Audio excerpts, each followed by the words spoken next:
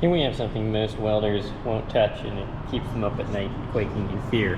It's a cast iron manifold with a JB weld repair attempt. So first I'm going to clean this up and see what I'm actually looking at here, because that's gnarly.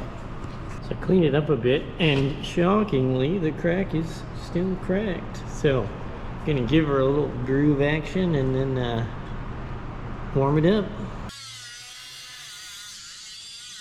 Got the crack all grooved out. It's looking pretty good. Just about through it. I don't know if you can see in the camera, but there's just a little tiny bit left at the bottom, which is perfect. Don't quite want to pop through at the bottom. I'm gonna warm this unit up and start welding her up.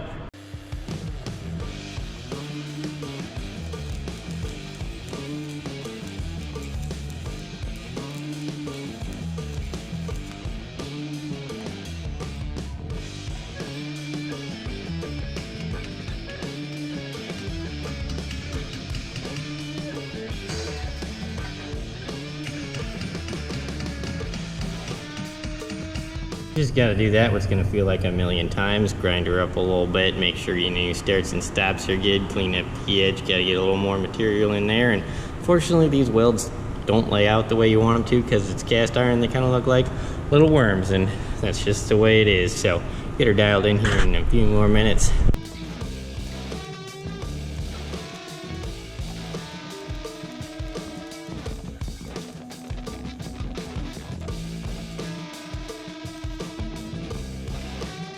There's some of that JB weld he said he put in there, showing itself popping up through the weld bead right there. Gotta grind that out and give her a redo.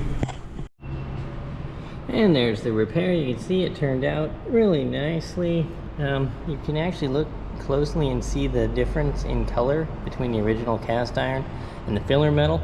That's just a side effect of filling it with filler metal, because you never know what's truly in a cast iron. It's just some stuff that got melted and put together, and that was that. And so you're trying to just throw stuff after stuff when you don't know what stuff was, but you know what stuff is, and you're just trying to make it work. You know what I'm saying? A quick note just on cast iron welding in general.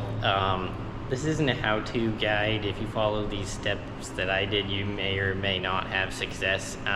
If you're planning to try cast iron and you want to go pick up a box of cast iron rods or whatever, you need to have really low expectations and just expect to fail and fail and fail again, because a huge chunk of this cast iron stuff is intuition, experience, and knowing what to do. I'm a huge supporter of DIY. If you have something that you need to fix that is important, you probably want to take it to an experienced pro or practice a lot before you try it, because even if you know what you're doing, you do absolutely everything right, there are castings that don't weld good. And that's all there is to it. There are some castings where you weld them perfectly, you follow every step, you do everything right. You might have been doing it for years, you come back in the morning, it's all cooled off and split wide open again, because there's just nothing you're gonna be able to do to put that casting back together. And that does happen sometimes. So if you have something that's really critical, you probably don't wanna try and DIY it. And you really don't wanna just make it with hardwire. Although the comment section will almost certainly tell you that you can just make cast iron with hardwire all day. You can try it. It happens a lot in artistic stuff, and it can kind of hold together sometimes, maybe not always, but it's cast iron. You roll the dice.